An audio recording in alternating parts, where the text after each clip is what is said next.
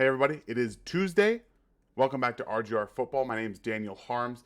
We are going to have a bit of a whole inclusive by the numbers video for you today. Going over a little bit of some of the guys that made huge impacts on the defense that didn't get talked about at all.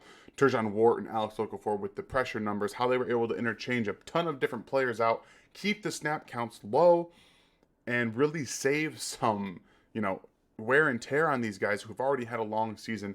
In 3 out of the last 4 games, they've been able to really do that. That's pretty big. So let's go ahead and take a look at some of this. We're going to talk about Byron Pringle, what I think he can ultimately do, why I think he is going to be, unfortunately, an option for free agency. And then we're going to talk a little bit about the Cincinnati Bengals and what to expect, really what the Chiefs defense did against the Steelers that they shouldn't be doing against the Cincinnati Bengals. So let's go ahead and get into it. On Sunday, the Chiefs defense was able to just completely shut down the Pittsburgh Steelers offense, which we all kind of anticipated, I think, to some degree. They were able to do it without having to sacrifice a ton of snaps on everybody. And we know that because of the snap counts. They didn't play a whole lot of everybody, so it was nice to see everybody get their good fair share of snaps. For example, Dorian O'Daniel didn't seem like it, but he played 22 total snaps on defense. 4 against the run, 17 in coverage. So that tells you what they really had him out there doing. The only the only 2 people that played over like 45 snaps were Juan Thornhill and Mike Hughes. 2 guys are trying to get more involved on the defense and just get more comfortable. And Juan's played better. I think that he's showing you that although he might not have the exact same huge big playmaking ability that he did in his rookie season, teams aren't really testing that deep threat of the Chiefs defense. They don't want to throw down the field against these guys very often. They don't do it either. The way they do it is they attack the edges. They attack the corners on the outside. That's what the Chiefs did against the Steelers. They basically told them, look, you guys can have anything on the outside you want. We don't really care. We will leave our guys one-on-one with some of your big play guys and just you do what you got to do. And Big Ben hit some of those with Deontay Johnson early in the game and Chase Claypool later in the game. They hit some of those, and they didn't keep going back to him even though they were working. You're obviously not going to make those catches at the sideline every single time, but it seemed like for nearly 3 times in a row they were able to, or not in a row, but 3 times they were able to really do that, and they just didn't go back to it. Very, very interesting concept from the Pittsburgh Steelers. When you have something that works and nothing else in your offense really does, you should typically go through that again, and they didn't really want to. So, yeah, the Chiefs definitely threatened and told the Steelers basically just throw it outside the numbers. We don't really care, and they didn't test that continuously. Another guy, DiCaprio Bootle had 27 snaps on Sunday. I'm going through all the defense right now. I'm going to be doing a film review on the defense itself. We're going to talk about some of these younger players, some of these guys that got in there that don't usually get all these snaps, and I want to really focus on, like I said, some of the guys that didn't necessarily have all of their pressures this season in one game. This is a huge game for Alex Okafor and Turk Wharton, taking advantage of a lesser offensive line, much like they're going to be seeing on this following Sunday against the Bengals. But like I said, Bootle with 27 snaps. You have Baker with 27 snaps. You even had Josh Jackson got 9 snaps against the Steelers. So they did a good job of getting everybody in there. And the big thing, like I said, you have Melvin Ingram, 29 snaps. Barely played. That's big. Like, that's really big for these guys coming down the stretch who've played a lot of snaps. You need to be able to get them some rest for bigger games. And this game coming up against Cincinnati is actually quite a big game. And it's going to be nice to hopefully have most of them fresh for this game. Snead had 45 snaps. Mike Dana played 45 snaps. That's good for his development. DeAndre Baker, 27. And, Chris Jones had 35, so he played about half the defensive snaps. Perfect. Same with Frank Clark, 29. Boom. Like, that's exactly what you need to do. And they did a great job of doing that against the Steelers. Now, let's flip over a little bit to the guy that stepped up when Travis Kelce and really Tyreek Hill weren't playing in this game. Byron Pringle. Finally, he had the most targets on the team with 7. Obviously, he had that one over the middle where Patrick just let it right in between the 2 defenders to Pringle. Unfortunately, I think Minkah Fitzpatrick got his hand in there and wedged the ball loose. But he had himself an excellent day getting open, scoring 2 touchdowns. Everyone remembers the touchdown that he scored in his second touchdown of the day, where he just absolutely schooled multiple Steelers defenders. Had one guy doing the splits, another guy's going just way out of the picture, trying to get after him. That's the beauty of a Byron Pringle. I think that Pringle, we've talked a lot about this. Okay, we have talked a lot. You guys know how I feel. I think he should be getting 6 to 7 targets, maybe 6 to 8 a game, because of the different things that he can do. He is a bigger body. He has some speed. He clearly has some wiggle, and I think that doesn't get utilized enough. They need to use it on some more in-breaking routes and some more slants and things like that. So I really like to see them do that more with him. I think that he is a guy who has solidified himself as a legitimate number 3 receiver. Okay, legitimate number 3. Obviously not number 2, because I don't think that the true upside is there. I think what Byron Pringle is what he is right now. I think he's a very good run blocking wide receiver who can give you a lot of different things. He's not elite at anything, but he gets open enough, in my opinion. He does a lot of the little things well, and he has enough juice to run after the catch and make some guys miss. If you have Tyreek Hill and Travis Kelce as your 2 options, but obviously Kelce as a tight end, you'd like to see, if you're going in the next season with Tyreek Hill as your 1 receiver, you find someone to hit that 2, whether it's Juju Smith-Schuster or you get a draft pick who's got some up-and-coming talent. And Byron Pringle as your 3, like starting those 3 guys. DeMarcus Robinson's gone. You still have McCole Hardman. Maybe Cornell Powell makes this roster and is down there. I'm feeling very, very good about that myself. I think that's a stellar wide receiver group, and I think that even if you need Byron Pringle to be the number 2, if you draft a guy high, okay? If you need Byron Pringle to be the 2 to let that younger guy develop, I'm fine with that. I think that he's shown this season specifically that he can do a lot of things that you need him to, and he can really step up when you need someone to do that.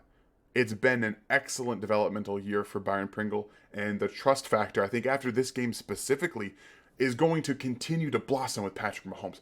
That right there is enough to find a way to get him back on this team. I think that if he keeps this up, though, another team might try to swoop in and take him. He is a free agent. I'm not sure if he's restricted or anything like that, but we'll find that out closer to the end of the season. And if you guys know that off the top of your head, make sure to hit in the comment section about that. But I do really think that Pringle is grown up in this system. He is taking advantage of the opportunities now, and it's really showing on the field. He's done an excellent job. I'm really, really happy to see that, because he's been one of my guys ever since the Super Bowl that they won. I got to interview him, so we had that like little session where I got to bond, and I really developed this not just a professional attachment to him, but like seeing him grow up in the system and be a valuable asset to this Chiefs team, in my opinion. And I really do believe that he's someone that you can realistically have as a starter for years to come in this system. And I really want to see that connection with Patrick continue to develop.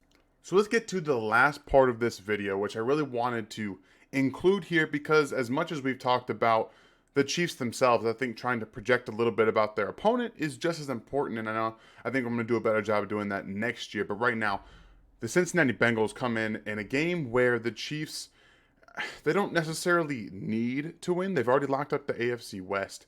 It's a game against an exceptionally explosive offense in the Cincinnati Bengals, and I really do believe that this is one of those games where they can bring themselves up to. Last game against the Steelers was an opportunity to have a letdown game. I think that the COVID outbreak that they dealt with allowed them to bring everything to a real fight in a game that the Steelers never had a shot at actually winning. And even with guys out, I think they never had a shot at winning. This is a little bit of a different atmosphere. They're going to Cincinnati. It's a 1 o'clock game. It's not a primetime game. You have to get up for a game like this in a team that's hungry like the Bengals, who's coming off an extremely great game against an in-division opponent in the Ravens.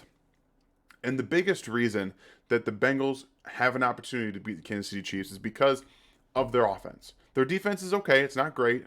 It's been better this year than it has been in the past for sure. But the Chiefs will be able to move the ball. They'll be able to score points. What this comes down to for me is the defense continuing to do what they've done.